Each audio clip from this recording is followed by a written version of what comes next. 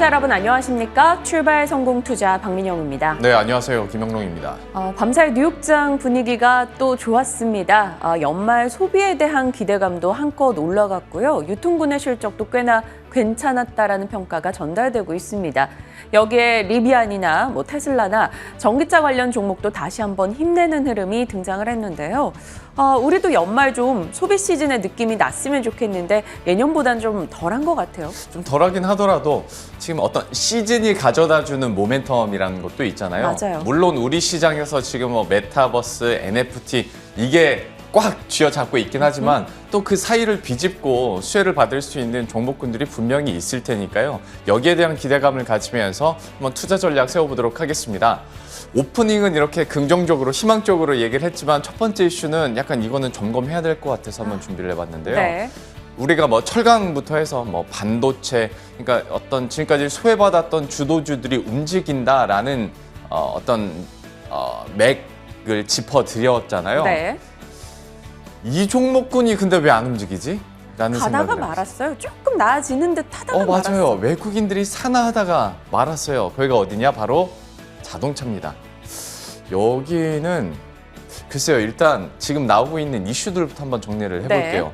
우리가 그렇게 지긋지긋하게 자동차주의 발목을 잡았던 게 아무래도 차량용 반도체 공급 부족 현상이었는데 이게 한국수출입은행 해외경제연구소에서 어제 어떤 공급망의 구조적인 이슈 때문에 이게 당장 해결될 것 같지는 않고 이게 멀면 2023년이 돼서야 완화될 수 있다라는 얘기가 나오거든요. 사실 올해 5월경이 피크다. 6월부터 괜찮아질 거다라고 했었어요. 맞아요. 그리고 그게 계속 늦춰졌는데 어제 2023이라는 숫자를 딱 보고 나니까 확실히 자동차주 시세가 확 빠지더라고요. 그러니까 아무리 우리 마음속에 마지노선이 뒤로 밀린다고 하더라도 2022년 상반기였거든요. 근데 2023년에나 좋아진다고? 그리고 가뜩이나 어제 또 동시다발적으로 나왔던 뉴스 중에 하나가 우리 현대기아차는 이미 그래 왔었고 해외 수입차들도 마이너스 옵션으로 자동차를 이제 팔기 시작했다라는 소식들이 들려오다 보니까 이거 쉽게 고쳐지지 않겠는데 라는 생각을 하게 될 것 같습니다. 그런데 이런 와중에 또 희망적인 부분도 분명히 있어요. 다음 장을 보시면 현대차 같은 경우에 특히 전기차로 어느 정도 실적 그리고 매출을 방어해주고 있는 상황이거든요. 현대차와 기아 합쳐서 올해 유럽에서 전기차 판매 누적으로 10만 대를 돌파한 상황이고요. 3분기 기준으로 봤을 때 현대차의 글로벌 전기차 판매 순위가 5위를 계속 견조하게 유지 중입니다. 물론 보시는 것처럼 판매 대수로 봤을 때 테슬라와 차이가 현격하게 크긴 합니다만은 그래도 이 정도로 눌릴 정도냐, 그리고 어떤 글로벌리하게 봤을 때 테슬라와 비교해서 이 정도로 주가 떨어지면서 경쟁력 부각 못 받을 정도냐라고 물어본다면 그 정도는 아니야 라고 전문가들이 많이 말하는데 네. 테슬라의 주가와 현대차의 주가는 극명하게 엇갈리는 중이죠. 그러면 앞으로 어떻게 될 것이냐. 지금도 5위권 유지를 하고 있고 특히나 긍정적으로 증권사에서 얘기하는 것들이 라인업이 탄탄하다라는 거예요. 신차에 대한 라인업, 특히 보시는 것처럼 어떤 전기차와 관련된 라인업들이 완성이 돼 가고 있는 상황이거든요. 전용 플랫폼인 아이오닉을 필두로 해서 제네시스에서도 계속 GV80이나 GV60으로 전기차들이 나오고 있기 때문에 여기에 대한 기대감들, 수익성 개선 충분히 가능할 것이다 라고 이야기를 하고 있습니다. 그리고 어제 나왔었던 뉴스 한 가지만 더, 이것도 장기적인 모멘텀이 될 수 있을 것 같아서요. 도심 항공교통과 관련해서 지난 6월에 정부 주도로 컨소시엄을 발표를 했었고 지난 11일에 드림팀 컨소시엄으로 이 5개 그룹들이 발표를 했죠. 김포공항에서 실제로 UAM 시연이 있기도 했었고 어제는 어벤져스 컨소시엄 이렇게 5개사가 업무 협약을 맺고 인천공항에서 역시 시범 운행을 하기도 했는데 참고로 이 드림팀, 어벤져스 좀 유치하게 들릴 수는 있겠습니다만은 지금 이 컨소시엄의 별명이라고 하더라고요. 그리고 현대차 사장이 직접 UAM의 어벤져스다라고 얘기를 한 만큼 이렇게 지어봤는데 일단 2040년까지 국내에서는 13조 원 그리고 글로벌리하게 봤을 때는 730조 원의 시장을 선점하기 위해서 지금 노력을 하고 있는 상황인데 이전에도 현대차 같은 경우에 장기적인 모멘텀으로 이런 도심 항공교통 얘기를 했었기에 점점 이제 실체화가 되고 움직이고 있구나라는 느낌으로 찾아보시면 좋을 것 같습니다. 근데 자동차 같은 경우는요, 뭐 이러한 이슈도 있고 차량용 반도체 부족도 언젠가는 끝날 거라는 걸 알고는 있지만 네. 이게 계속 딜레이다 보니까 주가는 정말 이제는 삼성전자 뭐 10달 내내 밀리던 것처럼 네. 이렇게 기약 없이 밀릴까라는 걱정을 하게 되면서 선택지에서 빼게 되는 것 같아요. 저는 되게 우호적이었거든요. 그러니까 주가가 계속 떨어져도 너무 마음이 힘들잖아요. 그런데 이것처럼 뭔가 횡보하는데 스멀스멀 이제 지지선이 이렇게 밑으로 빠지는 것도 사람 진짜 지치게 만들거든요. 희망을 자꾸 주는 것 같고 수급이 개선되는 듯 하다가 뉴스 하나에 뚝뚝 떨어지고 하다 보니까 참 전반적으로 봤을 때 힘든 올해의 시장을 현대차가 그대로 맞이하고 있는데 근데 또 증권가나 전문가들한테 물어보면 이거 팔라는 얘기는 절대 안 하거든요. 맞아요. 그리고 뭐 장기적으로 현대차, 짧게는 기아차 충분히 반등할 수 있습니다라는 얘기가 나옵니다. 그래서 사실 오늘 잠시 후에 전문가와도 자동차 얘기는 안 할 거예요. 사실 답은 뻔하거든요. 뻔할 수밖에 없어요. 팔 수는 없는데 다만 지금 상황들이 약간 좀 지지부진하다 보니까 한번 브리핑을 해드렸고 네. 역시 여기에 대한 유의미한 반등이 나오고 이거 매수 타이밍이 될 수 있겠다 시점에서 다시 한번 전문가와 전략 짜보도록 할게요. 그동안 저희가 많이 다루기도 했었고요. 다음 이슈는 좀 분위기가 확 반전되는 내용인 것 같아요. 게임주 이야기입니다. 거의 뭐 하루 걸러 하루 게임주 얘기 다루고 있는데 네. 복귀를 해보면 4분기는 게임주랑 또 뭐였더라 할 만큼 다들의 머릿속엔 게임주만 남아있는 기분이에요. 10월 상승률 한번 볼까요? 10월만 뗀 겁니다. 10월부터 11월 어제까지요.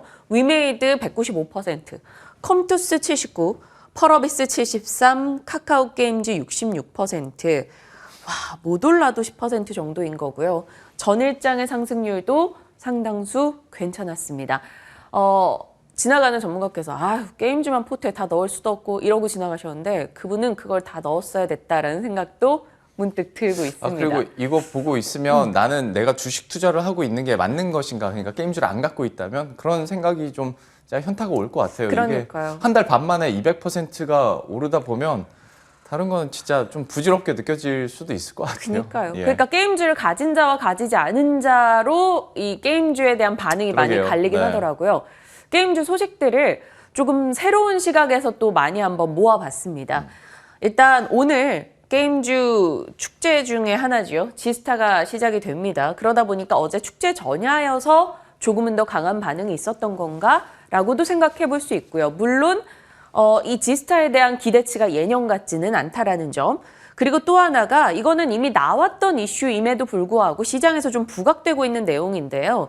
국내 파운트라는 업체에서 국내에서는 두 번째로 미국의 메타버스 ETF를 상장을 했습니다. MTVR이라는 ETF인데 이 MTVR ETF 내에서 비중이 국내 업체에서 조금 늘어나는 것들이 있어서 그 부분을 조금 점검을 해볼 거고요. 국내 메타버스 ETF 종목도 들여다보면 약간의 변동이 보입니다. 그래서 이 ETF 관련해서 주목받는 메타버스 ETF에 들어가 있는 게임주 한번 살펴볼 거고요. 또 이게 또 증권가 이슈로 돌았대요. 어제 중국 게임 판호 승인이 곧 이루어질 수 있다. 이런 얘기가 나오면서 조금은 더 게임주가 강한 반응을 보였다라는 건 거죠. 오케이, 뭐 이것도 좋습니다. 게임주에 대한 기대감들 계속 높아지는 건 당연하고 뭐 중심인 건 오케이 인정하는데 저희들도 뭐 브리핑을 엄청 많이 해드렸고 네. 그 사이에도 어마어마하게 올랐잖아요. 지금 어떤 전문가가 와서 위메이드 사세요 하면 정말 자신 있게 매수 버튼을 누를 수 있는 사람이 있나? 그러니까 오늘이 최저가라는 게 게임주라지만 이거 어떻게 사냐라는 느낌은 아직 있어요. 영롱 앵커가 분명히 10월 시작할 때도 그런 얘기를 했던 뭐 그렇긴 느낌인데 합니다. 네. 그 소리 10월 내내 했잖아요. 네, 근데 네, 그 네. 사이에 또 뭐 100%, 70% 올라갔으니까 그러니까 지금은 더 못 산다는 거죠. 그죠. 내가 고점 잡을 수 있다라는 두려움은 있지만 그래서 좀 새로운 포인트로 한번 접근을 해보자고요. ETF 관련한 종목들을 제가 그래서 한번 준비를 해봤습니다. 넘겨보시면 앞서 그 파운트 ETF 이 안에 들어가는 게 전 세계에서 메타버스 관련해서 50% 이상 매출을 내고 있는 기업들을 ETF에 포함을 했습니다. 근데 여기 보시면 카카오 게임즈와 펄어비스가 들어가 있죠. 근데 그 아래에 보면 월트 디즈니와 로블록스가 있어요. 로블록스나 월트 디즈니보다 카게임이나 펄어비스 비중이 더 높다라는 거. 그러네요. 네, 이게 지금 뉴욕에 상장돼 있는 ETF에 들어가는 비중인데 상당히 이게 좀 의미가 있지 않았나라는 평가도 많이 나오고요. 펄어비스, 카카오 게임즈 어제 또 강한 흐름이 나오기도 했습니다. 이거는 뭐 일단은 미국 쪽이고 그럼 국내 ETF에서도 한번 볼까요? 국내 메타버스한 ETF가 4개 정도 있는데 그중에서 가장 지금 활발한 것 중에 하나가 코덱스 메타버스 액티브예요. 이게 일주일 사이에 설정 종목이 어떻게 바뀌었는가를 한번 들여다봤습니다. 메타버스 액티브라서 엔터도 있고 뭐 자이언트 스텝 이런 덱스터 등의 종목도 있습니다만 순수 일단 게임주만 빼봤어요. 지난주 대비해서 게임주 비중이 더 늘어난 거 우리가 확인할 수 있고요. 또 게임빌과 NC소프트는 새롭게 들어갔습니다. 그렇다면 어찌됐건 게임빌과 NC소프트가 들어갔다? 그러면 ETF 자금이 여기 좀 더 들어갈 수 있지 않을까라는 기대도 할 수 있게 되고 아직 이 ETF에 못 들어간 게임주가 있다면 그게 또 편입될 수 있다라는 기대로 그렇게 조금 소외된 게임주를 찾아봐도 되는 건 아닌가라는 생각도 있어서 게임주 내에서도 얼마든지 메타버스와 NFT가 묻을 만한 업체 내에서 수급 기대 있는 종목을 찾는다면 그것도 기회가 될 수 있다는 거죠. 저는 근데 이렇게 설명 듣다 보니까 그 종목에 지금 이렇게 꽂혀서 그 종목만 보이는지 모르겠는데 파운트 ETF, 그다음에 메타버스 액티브 ETF, 여기 플러스로 MSCI 지수까지 하면 카카오 게임즈가 계속 좀 보이네요. 그러니까요. 네. 하지만 카카오 게임즈도 뭐 7% 이렇게 많이 올랐으니까 부담스럽긴 합니다만 그래도 또 모르는 거예요. 사실 카카오 게임즈는 저희 개장전 성공 전략에서 김민진 차장님이 한 3주 전에 얘기를 해주고 정말 잘 갔거든요. 네. 뭐 저희 시간대 나온 게임주가 많기는 합니다만 이 중에서 또 뭘 골라봐야 될까. 마냥 고를 수는 많이 있나? 올랐으니까 빼는 네. 것도 아깝다는 생각도 들고요. 예, 어떻게 해야 될지 보유자 입장에서는 어떻게 하고 그리고 또 아직까지 게임주 없으신 분들은 어떻게 해야 될지 잠시 후에 그러면 한번 투자 전략 각각 세워보도록 하겠습니다. 네. 게임주 이 정도로 마무리 짓고 항공 우주 관련해서 요즘에 좀 뉴스들이 계속 나오길래 오랜만이네요. 이제 시간 순으로 한번 얘기를 해볼게요. 일단 한국 항공우주 산업 지난 12일에 보잉과 1,200억 원 규모의 항공기 9점을 공급 계약을 했다고 어제 공시가 나왔습니다. 그리고 이재명 더불어민주당 후보가 이제 카이를 찾아가서 미국의 나사처럼 우리나라도 우주전략본부를 신설하겠다라는 공약을 세우기도 했었고 그리고 어제 정부가 우주개발 사업안을 공개했는데요. GPS를 필두로 해서 여러 가지 기술 개발 그리고 어떤 인공위성 사업 그리고 우주 발사 사업을 민간 사업자에게 많이 넘기겠다라는 전체적인 그림을 내세웠고 2035년까지 그래서 3조 7천억 원을 지원하겠다는 안을 내놨습니다. 정부의 정책들 그리고 어떤 미래 정책에 대한 기대감들 다 나올 수 있는 거고 실제 수주 소식까지 들려오고 있는 상황인데요. 어떤 항공 우주와 관련해서는 예전에도 4대 우리가 대표적으로 생각하는 관련주들에 대한 포인트들이 약간 다르다라면서 이 표를 한번 보여드린 적이 있어요. 일단 한국 항공우주 같은 경우에는 항공기 부품과 관련해서 모멘텀이 계속 있다. 실제로 보잉사와의 수주 계약이 그래서 나온 거고요. 한화 에어로스페이스는 방산 수출에 조금 더 방점이 찍혀 있는 상황이고 이 레드백 사업에 대한 기대감들 계속 살아있다라고 말씀을 드렸습니다. 다음 장도 보도록 하죠. LIG 넥스원 같은 경우에는 국내 어떤 방산 정책과 관련해서 충분히 수혜를 받아갈 수 있다라고 얘기를 했었고 실제로 한국산 우선 획득 제도에 대한 수혜를 받아가기 때문에 다른 종목들에 비해서 주가 자체가 굉장히 선방을 해주는 모습이었거든요. 올해 연간 혹은 6개월로 봤을 때 유일하게 상승 흐름을 기록하고 있는 LIG 넥스원이라고 보시면 될 것 같고요. 한화 시스템 같은 경우에는 역시 인공위성과 그리고 앞에서 잠깐 언급을 드렸었던 도심 항공교통 관련해서 이렇게 투자를 확대하고 있기 때문에 장기적으로 봤을 때도 긍정적인 얘기들이 나옵니다. 다만 역시 항상 제가 요즘에 다만이라는 얘기를 많이 하는데 이런 수혜들이 충분히 모멘텀들이 있는데 주가가 반응을 안 해준다라는 거죠. 왜냐? 관심도에서 떨어지다 보니까 아무래도 주가가 물량이 실리면서 올라가기 쉽지가 않습니다. 대표적으로 한국 항공우주의 차트를 한번 준비해 봤는데요. 우리 연초까지만 하더라도 어떤 우주의 ETF? 돈나무. 맞아요. 그 네. 얘기 많이 했었잖아요. 그래서 연초에 어마어마하게 올랐습니다. 이후로 관심이 좀 떨어지나 했었는데 이때 이제 누리호 발사한대. 막 이렇게 갔어요. 그러다가 누리호가 발사된과 함께 다시 한번 관심도가 떨어지면서 주가가 빠지고 있는 거죠. 최근 한 달 동안에 한 20% 빠졌거든요. 근데 제가 대표적으로 한국 항공우주를 갖고 온 건데 다른 종목들도 흐름 자체가 비슷해요. 네. 말씀드린 것처럼 LIG 넥스원이 어떤 정책에 대한 모멘텀으로 중간에 좀 올라가긴 했는데 다른 종목들은 다 힘이 빠지다 보니까 약간 너무 많이 빠진 거 아니야? 그리고 사실 연말 연초가 되면 다시 미래 사업에 대한 미래 비전 얘기들이 많이 나오면서 상대적으로 어떤 우주 산업에 대한 관심도가 좀 늘어나거든요. 그러면 지금쯤 잡아도 되지 않을까라는 고민을 하게 되는 거죠. 어제 일부 종목은 반응이 있었거든요. 네. 어떤 거요? 인텔리안테크. 그걸 얘기하라고? 그러니까 제 맹점은 그거예요. 다 떨어지는데 우리 프로그램에서 얘기했었던 인텔리안테크는 오르더라.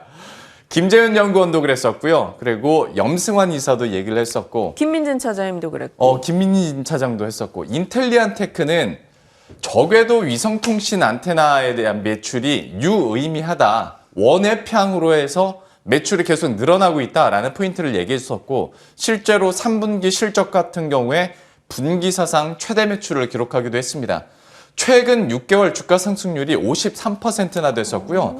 똑같은 아까 한국항공우주와 같은 기간 동안의 차트인데 역시 연초에는 다 같이 올랐으니까 이후로 약간 관심이 떨어지다가 원외평 매출에 대한 기대감들 그리고 저궤도 위성 이때는 테슬라향 모멘텀도 어느 정도 가져갔었거든요. 하다 보니까 위쪽으로 쭉쭉 올라가는 모습이었습니다. 하다 보니 목표 주가도 유진투자증권에서 기준 88,000원에서 10만 5천원으로 상향 조정하는 모습인데요.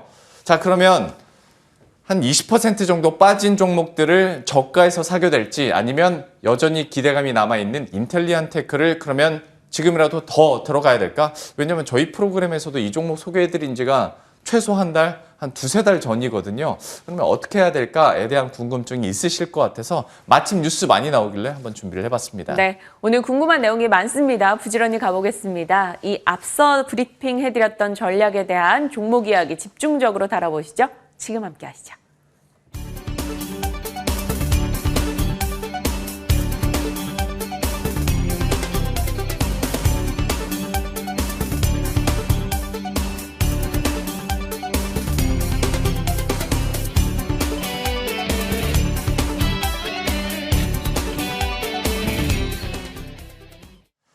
예, 그러면 바로 종목 전략 세워보도록 하죠. 오늘 DB금융투자 DHP 김진만 팀장과 함께합니다. 어서 오십시오. 네, 안녕하세요. 안녕하세요.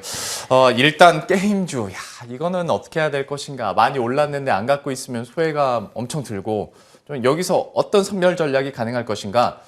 신규 매수하려는 사람 입장과 그리고 보유자 입장에서 각각 좀 얘기를 해주시겠어요? 네, 보유자 영역 먼저 말씀을 드리면은 이제 너무 많이 올랐습니다. 더 이상 이제 위를 볼 수가 없을 정도로 너무 많이 올라서 이제 위로 볼 수 없다는 거는 더 얼만큼 갈 수 있을지 이제 지표상이라든지 기타 이제 너무 이제 어렵다. 그래서 이제 매수보다는 매도 포인트 타점을 잡는 게 정말 어렵다고 말씀드릴 수 있을 것 같고요. 이제 어제 같은 경우에는 펄어비스랑 카카오 게임즈가 강한 시세 분출을 했는데 미국 ETF 상장 안에 이제 메타버스 ETF가 상장을 하는데 그 안에 펄어비스나 카카오 게임즈가 들어갔다는 이유가 있어서 아마 외국인 수급이 강하게 몰린 것 같고요. 지금 뒤를 이어서 위메이드도 항상 강하게 시세를 분출하는 대표적인 기업이라고 보시면 될 것 같은데 이 기업들에 대해서는 펄어비스나 카카오 게임즈는 계속적으로 좀 보유를 하셔도 좋을 것 같고요. 이제 위메이드 같은 경우에는 저는 개인적으로는 약간 매도 포지션 잡으시는 게 좋을 것 같은 게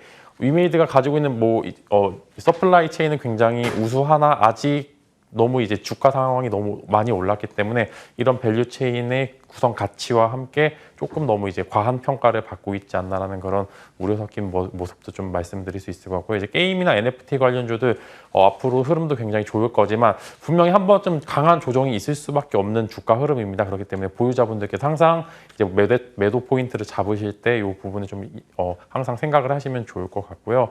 이제 만약에 시장 대응이 안 되시는 분들께서는 이익 보존에서 이제 자동 매매를 좀 걸어 놓으시라든지 그런 전략을 많이 사용하시면은 그래도 이제 기존의 보유자분들은 계속적으로 수익이 날 수 있는 구조를 보시면 좋을 것 같습니다. 일단 위메이드는 좀 너무 가파르게 올랐기 때문에 여기에 대해서는 좀 차익 실현 관점도 얘기를 해 주셨어요. 그러면 어떤 신규 매수 관점을 여쭤보기 전에 이미 이 종목 갖고 계신 분들이 있을 테니까 김진만 팀장께서 게임주 내에서 또 픽을 했었던 종목 중에 하나가 컴투스와 크래프톤인데 지금 여기도 역시 뭐 게임주 상승과 함께 꽤 많이 올랐습니다. 뭐 컴투스가 최고가 기준으로 지금 보신 것처럼 한 40% 가까이 급등을 했고요. 그 다음에 크래프톤도 한 13% 정도 오른 상황인데 지금 상황에서 그러면 어떻게 할까요? 저는 개인적으로 컴투스를 조금 더 봐도 될 것 같은 게 뭐 게임빌이랑 같이 해서 수급을 받는 상황인데 컴투스가 가지고 있는 이제 서플라이 체인 구성이 굉장히 훌륭합니다. 지금 보시면 매일매일 오르는 종목 중에 하나 또 위직 스튜디오인데 이 위직 스튜디오도 같이 가지고 있고 어제 상한가를 갔던 이제 MP 같은 경우에도 이제 위직 스튜디오의 자회사 즉 컴투스 안에 서플라이 체인 안에 들어있는 회사인데요. 컴투스가 되게 게임 회사지만 그 안에 투자를 굉장히 잘하는 편입니다. 그래서 이미 위직 스튜디오라든지 MP라든지 자회사 구성들이 상장 종목 중에 굉장히 서플라이 체인이 훌륭하게 구성이 되어 있기 때문에 저는 개인적으로는 컴투스 같은 경우에 한 번 더 시세 분출을 강하게 할 거라고 생각을 하고 저는 20만 원 초반대까지는 충분히 갈 수 있을 거라는 그런 말씀을 드릴 수 있을 것 같고요. 앞으로 이제 컴투스 같은 경우는 추가적으로 이제 메타버스 ETF 안에 충분히 포함될 수 있는 그런 기업이니까 이것도 한번 참고해 보시면 좋을 것 같고요. 크래프톤도 크래프톤은 이제 조금 더 다르게 보셔야 되는 게 메타버스나 이제 NFT 관련주보다는 정말 순수한 게임주로서의 일단 1차적인 역할을 하고 있고요. 얼마 전에 이제 IR을 했는데 그 IR에서 다들 궁금했던 NFT 관련된 질문이 당연히 들어왔는데 되게 딱 잘라서 말씀하자고요. 게임이 우선이다. 게임이 잘 돼야지 거기 관련된 NFT 사업이 잘 되는 거지. 게임이 안 되는데 NFT 관련 사업을 하면은 그거는 만약에 게임이 운영을 중단하게 될 경우 그 피해는 어떻게 할 거냐라고 딱 잘라서 말씀을 했는데 이 부분에 있어 오히려 저는 신뢰성을 좀 더 줬다는 그런 말씀을 드리고 싶고요. 크래프톤 관련해서는 앞으로 이제 성장성 거기다 NFT는 약간 부수적으로 주가를 오를 수 있는 탄력성이 있는 이제 그런 이벤트성으로 보시면 좋을 것 같고 순수한 게임주의 입장에서는 사실 지금 한국에서는 매출을 잘 뽑는 크래프톤이 대장 역할을 할 수밖에 없는 상황이라고 보실 것 같고 앞으로 한 60만 원 초반대까지는 시세를 좀 지켜보셔도 좋을 것 같습니다. 자, 그러면 이제 최대 고민입니다. 크래프톤, 컴투스, 위메이드, 카카오 게임즈, 펄어비스 아무것도 없다. 지금 상황에서 구경만 합니까? 아니면 그래도 뭐 하나 골라서 삽니까? 네, 만약에 뭐 하나 골라서 사신다면은 네. 그래서 이제 뭐 하나 고르시는 걸 좋아하셔서 저는 컴투스는 아직 조금 더 시세 분출이 남았고 크래프톤도 신규 매수도 가능한 자리다. 대신 컴투스는 주가 탄력성이 강하게 일어날 거고 크래프톤은 느리지만 안정적으로 우상향할 수 있는 종목이기 때문에 그 두 포인트로 한번 접근해 보시면 좋을 것 같습니다. 뭐 하나 선택하는 거 좋아한다고 얘기하셨으면서 두 개 쑥 나갔네요. 컴투스와 크래프톤. 그중에서 약간 더 비중을 두자면 컴투스에 있는 것 같습니다. 여러분들이 뉘앙스 가져가시면서 잘 선택하시면 좋을 것 같네요. 여전히 좀 기회는 남아있다로 저희가 마무리를 짓도록 하겠습니다. 이번에는 어떤 우주항공 관련해서 자 이거 어떻게 해야 된가 연말 연초에 관심을 받는 것도 사실이긴 한데 주가도 많이 떨어지고 이게 관심도가 있어야 시세도 나오는 건데 좀 어떻게 보십니까? 사실 관심도 우주 산업에 대해서 관심도가 가장 높았을 때가 스페이스X가 네. 이제 뭘 한다 이제 그때랑 이제 한국에서 나오는 이제 위성 이제 최근에는 누리호 이제 네. 누리호 이벤트로 인해서 주가 탄력성이 어느 정도 있었는데 다음 이벤트가 내년 5월입니다. 그렇기 때문에 시간적으로 조금 많이 남아 있는 상황이라서 아무래도 주목을 받기에는 조금 미흡하다라는 말씀을 드리고 싶고요. 실제로 매출이 잘 나오는 회사도 많고 거기에다 이제 최근에 수주 공시도 많이 있는 기업들도 많은데 이 부분들이 과연 주가에 반영될 수 있을까라는 그런 질문을 던졌을 때 아무래도 이제 좀 성장주나 기술주에 비해서는 밀릴 가능성이 굉장히 큽니다. 그래서 회사는 좋은데 주가는 계속 빠지는 상황이 이어질 수가 있기 때문에 저는 개인적으로는 당분간은 매력도가 좀 떨어지는 섹터라고 보시면 좋을 것 같고요. 일단은 주가 상승폭이 나왔던 부분은 이런 실적과 더불어서 이제 전체적으로 섹터가 한번 재정립되는 시기에서 이벤트가 있었기 때문에 올랐다. 근데 이 이벤트가 내년 5월이기 때문에 이 부분에 있어서 실적은 좋지만 어느 정도 반영이 됐고 한국에서 실제로 실적이 좋은 기업들은 굉장히 많습니다. 네. 매출 나오는 기업들도 많은데 그게 항상 주가에 반영되진 않습니다. 이게 주도주냐 아니면은 어떤 관련 섹터가 시장의 주목을 받느냐가 그 차이기 때문에 저는 개인적으로는 좀 밀렸기 때문에 지금 손해볼 자리는 아니지만 그래도 조금 지지부진한 흐름이 이어질 가능성이 있다라는 조금 우려 섞인 말씀 드리고 싶습니다. 손해볼 자리는 아니지만 그래도 조금 더 좀 지켜봐야 된다. 보수적인 입장 얘기를 해주셨으니까 딱 여기서 마무리를 짓도록 하죠. 우주항공주까지 투자 의견 들어봤고요. 바로 코너 속의 코너로 넘어가 보도록 하겠습니다. 오늘의 집만스 픽은 역시 반도체 얘기를 가지고 오셨는데 이거는 어떻게 접근하셨어요? 네, 뭐 반도체 슈퍼사이클이란 얘기는 너무 이제 지겹도록 네. 얘기했고 이것도 그렇게 생각보다 시대 분출을 못하고 이제 많이 뭐 다운사이클이라고 네, 다운사이클이죠. 이게 좀 이제 코에 걸면 코걸인 것 같은데 일단은 그래도 생각보다 반도체 주주 중에 최근에 흐름이 좋은 종목들이 굉장히 많습니다. 맞아요. 아무래도 3분기 실적을 기준으로 그렇게 된다면은 비메모리 쪽은 그래도 계속적으로 매출이 나오고 앞으로 성장성도 굉장히 두드러지기 때문에 계속적으로 가지 않을까. 왜냐면은 삼성전자가 이제 또 미국 투자 방안 또 있으면 발표를 할 것 같은데 이 부분에 있어서 계속적으로 공장을 넣게 된다면 거기 안에 있는 장비주 혹은 소재주들은 충분히 메리트가 가능하다고 보고 실제로 그 안에 들어갈 수 있는 그런 종목들을 공략을 하신다면은 뭐 다운 사이클이지만 그래도 이 부분에 있어서는 이제 슈퍼 사이클은 아니지만 그 어느 정도 사이클에 탑승이 가능하다라는 말씀 드리고 싶습니다. 특히 어떤 설비와 관련해서 그리고 이재용 부회장이 미국과 캐나다 출장 간 것과 관련해서도 모멘텀을 가져갈 수 있으니까 장비주 얘기를 참 많이 해드렸었는데 김진만 팀장께서는 이 새 종목을 갖고 오셨어요. 하나하나 좀 포인트 짚어주시겠어요? 네, 먼저 이제 GST 이제 종목 가져왔는데 보통 이제 소위 말하는 가스통이라고 많이 이야기를 합니다. 그래서 칠러랑 스크러버를 장비를 납품하는 종목인데 최근에 또 환경 이슈가 굉장히 강한데 그렇게 된다면은 환경 문제를 잡아줄 수 있는 장비인 칠러나 스크러버의 니즈가 굉장히 강한 이제 그런 상황이고 실제로 주가도 이를 어느 정도 반영을 해서 거의 고점을 뚫고 있습니다. 맞아요. 그래서 네. 이 부분에 있어서 환경 오염 관련 니즈가 지속적으로 있을 수 있다. 그래서 이제 장비주들 중에서는 이제 대장주로 평가를 받아도 될 것 같다는 말씀 드릴 수 있을 것 같고요. 거기서 지금 이어서 SNS 텍과의 동진 세미캠을 먼저 말씀을 드릴 것 같은데 이 두 종목을 이전에 다뤄본 적이 있지만 소재 관련해서 국산화를 지금 진행을 하고 있는 종목들이라고 보시면 좋을 것 같고요. 국산화에 성공을 한다는 거는 그래도 삼성전자의 서플라이 체인에 계속적으로 포함이 될 수 있다는 삼성전자의 지분 투자가 들어가 있기 때문이죠. 그래서 이제 SNS텍 말씀을 드리면 EUV 즉 이제 좀 미세 공정이 들어갈 수 있는 장비인데 아무래도 삼성전자가 미국에 공장을 짓는데 3나노 혹은 네. 이제 좀 이제 하이 기술의 이제 장비가 들어가게 된다면 마찬가지로 EUV 장비는 계속적으로 관심을 가져야 될 것 같고요. 블랭크 마스크 국산화 관련이 계속적으로 나오기 때문에 주목을 한번 하시면 좋을 것 같고 동진 세미캠도 지금 계속적으로 시세 분출이 나오고 있는데 포토 레지스트 국산화를 진행을 했고 어느 정도 지금 납품이 나올 정도의 퀄리티가 나오고 있는 것 같습니다. 그래서 신고가를 계속적으로 경신할 가능성이 있기 때문에 이 부분도 동진 세미캠도 계속적으로 지켜보시면 좋을 것 같습니다. 저희가 반도체 관련주로서 계속 종목들을 업데이트해 드리고 있는데요. 오늘에서는 이 새 종목 또 제시를 해 주셨으니까 여러분들도 관심 있게 지켜보시길 바라겠습니다. DB금융투자 DHP 김진만 팀장과 함께했습니다. 오늘 말씀 고맙습니다.